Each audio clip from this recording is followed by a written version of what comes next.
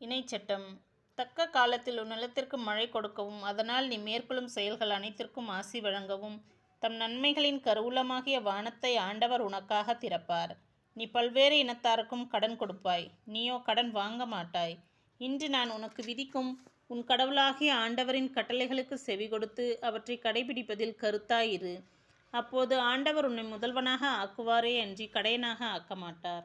நீ உயர்வாயே அன்றி தாழ்ந்து போக மாட்டாய். எனவே நான் இன்று உனக்கு கட்டளையிடும் எதிலிருந்தும் விலகாதே, வலமோ இடமோ விலகி நடக்காதே. வேற்று தெய்வங்களின் பின் சென்று அவற்றுக்கு ஊழியம் செய்யாதே.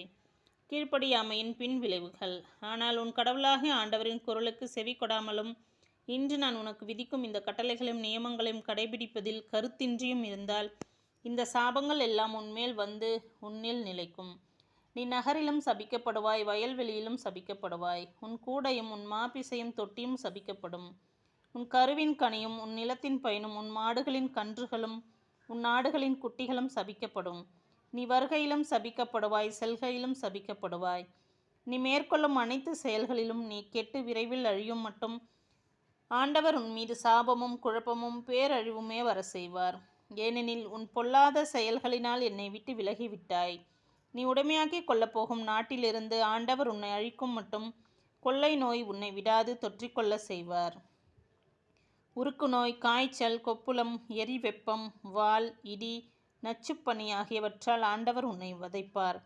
நீ அழியும் மட்டும் அவை உன்னை வாட்டும். உன் தலைக்கு மேலுள்ள வானம் வெண்கலமாகவும் உனக்கு கீழேயுள்ள நிலம் இரும்பாகவும் இருக்கும். ஆண்டவர் புழுதியையும் தூசியையும் உன் நாட்டின் மழையாக பொழிய செய்வார். நீ அழியும் மட்டும் அவை வானத்திலிருந்து உன்மேல் விழும். உன் பகைவர்களுக்கு முன்னால் நீ முறியெடுக்கப்படுமாறு ஆண்டவர் உன்னை விட்டுவிடுவார். ஒரு வழியாய் அவர்களுக்கு எதிராய் புறப்பட்டு வந்த நீ 7 வழியாய் அவர்கள் கண்களுக்கு முன்னே ஓடிப்போவாய். உனக்கு நேர்வதைக் கண்டு பூவுலகின் எல்லா நாடுகளும் பேரச்சம் கொள்ளும். உன் பிணம் வானத்து பறவைகள் அனைத்திற்கும் நிலத்தின் விலங்குகளுக்கும் இரையாகும். அவற்றை விரட்டியடிப்பார் எவரும் இரார். எகிப்தின் கொப்புளங்களாலும் மூல நோயாலும் சொறியினாலும் சிரங்கினாலும் ஆண்டவர் உன்னை வதைப்பார். அவற்றில் இருந்து நீ நலம் பெற முடியாது. மூளை கோளாறினாலும் பார்வை இழப்பாலும் மனக்குழப்பத்தாலும் ஆண்டவர் உன்னை வதைப்பார். பார்வையற்றோன் இருளில் தடவி திரிவது போல் நீ பட்டப்பகலில் தடவி திரிவாய். உன் முயற்சிகளில் நீ வெற்றி பெற மாட்டாய். நீ எந்நாளும் ஒடுக்கப்படுகிறவனும் பறிகொடுக்கிறவனுமாயிருப்பாய். உன்னை விடுவிக்க எவரும் இரார். நீ ஒரு பெண்ணை மணமுடிப்பாய், வேறு ஒருவன் அவளோடு கூடி வாழ்வான். நீ ஒரு வீட்டை கட்டுவாய், ஆனால் அதில் நீ குடியிருக்க மாட்டாய். நீ திராட்சை தோட்டத்தை அமைப்பாய், ஆனால் அதன் பயனை அனுபவிக்க மாட்டாய்.